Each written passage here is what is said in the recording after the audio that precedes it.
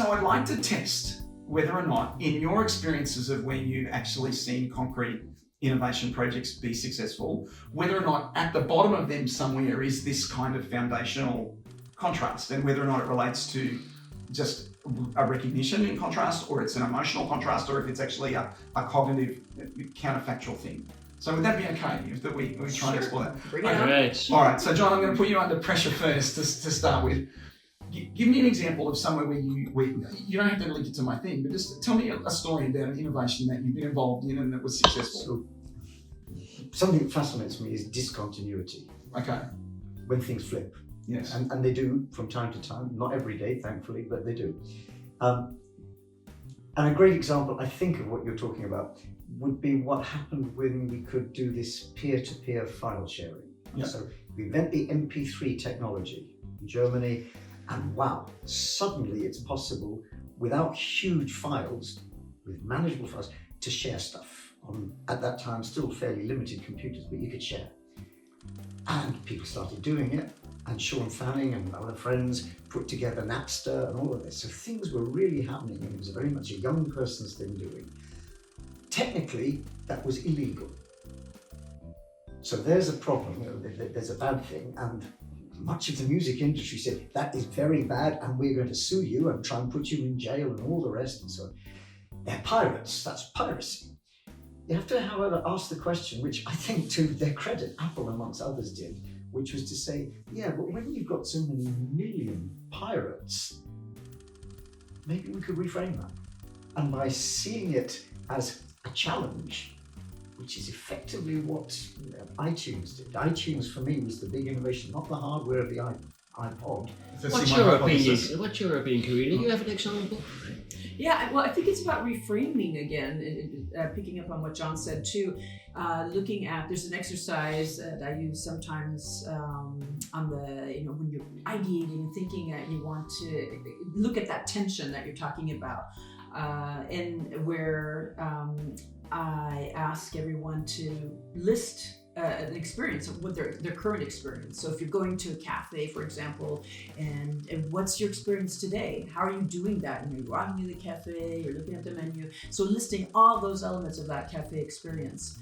And then the next question is flip it around. So what would be the exact opposite of that experience? How would you reverse that? Or what would that experience be like? And that creates some really interesting ideas and starts great conversations. So one of the flips that I would like to see in the airline industry that you've triggered me to think about in this reframe, let me check I've got your reframe concept right, Karina, is at the moment we schedule when the plane takes off.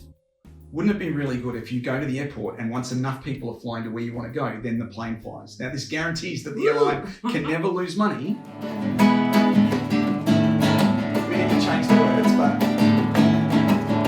Sun standing on the street, wanted to meet you, had to meet you. I like those little skirts you wear, and I love those ribbons in your hair. Oh, alright, baby. Oh, alright, baby.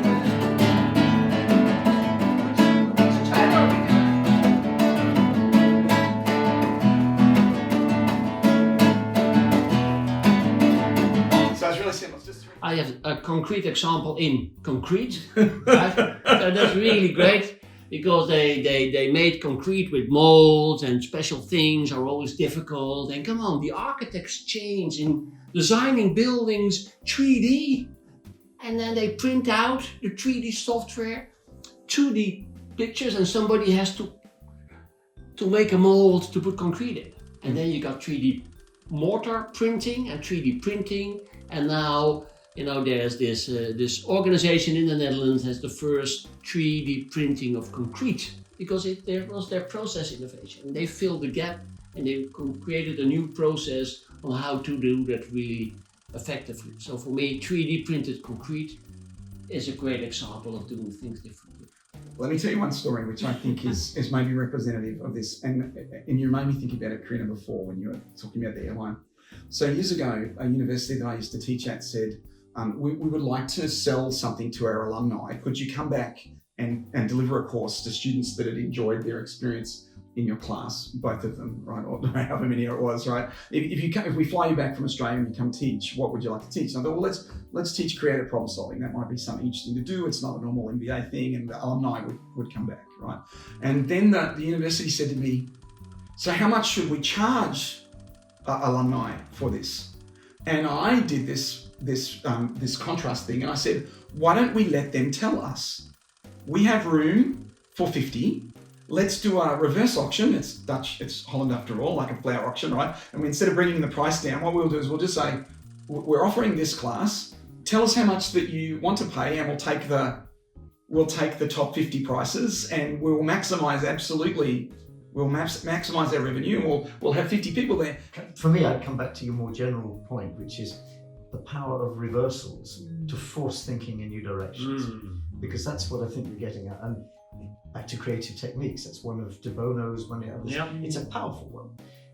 For me, that's what crisis very often does. A lot of what I do these days is in the humanitarian sector, which is an industry, a sector which is all about crisis. You know, disasters, natural ones, sadly lots of man-made, but they are. And you need lots of innovation in there. But innovating in crisis brings its own challenges. But the thing about that for me is very often it forces a reframing. It forces you to rethink things. There is no other option. It does another thing, which is back to disruptive innovation, old theory. It forces a new mindset. And many examples from innovation history are all about, we've always done it this way, therefore that's how it will continue to be done. Except that on the edge, some entrepreneur saying, yeah, but what about if? Dum, dum, dum.